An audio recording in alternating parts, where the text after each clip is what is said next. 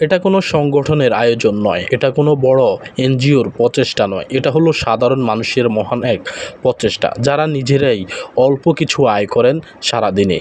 প্রতিদিন ব্যস্ত জীবনের মাঝে হয়তো অনেকেই ভুলে যায় মানবতা, ভালোবাসা আর করুণাটার অবস্থা কোথায়। কিন্তু হাজীগঞ্জের গাউসিয়া হাইওয়ে রেস্টুরেন্টের কিছু শ্রমিক যেন সেই মানবতার প্রদীপটা জ্বালিয়ে রেখেছেন আগলে চুপিসারে।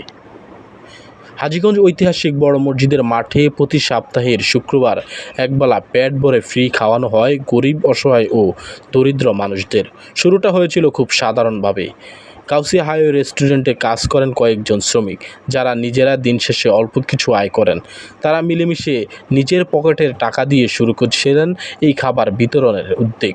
প্রথম দিকে ছিল সামান্য কয়েকজনের আয়োজন। ধীরে ধীরে এখন মানুষ দেখলেন এই সাধারণ মানুষরাই অসহায় মানুষদের পাশে দাঁড়িয়েছে। এখন প্রবাসী ভাইয়েরা, দানশীল মানুষ এগিয়ে এলেন তাদের সাথে।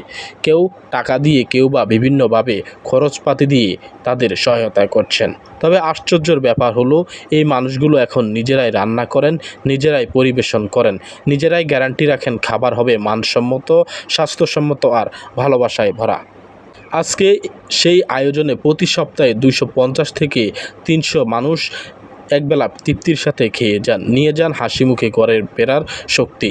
তাদের চোখে মুখে যেন ফুটে ওঠে, আজ আমি পেট ভরে খেয়েছি, মানুষ এখনও মানুষের জন্য কিছু করে। এটা শুধু একবেলা পেট ভরে ভাত খাওয়া না, এটা এক প্লেট ভালোবাসা। এখানে থাকা মমতা, থাকে শ্রদ্ধা, থাকে দায়িত্ববোধ। হাজার সমস্যা, ব্যস্ততা, বিভেদের মাঝেও হাজীগঞ্জ যেন দেখিয়ে দিচ্ছে এই দেশটা এখনও ভালো মানুষের দেশ।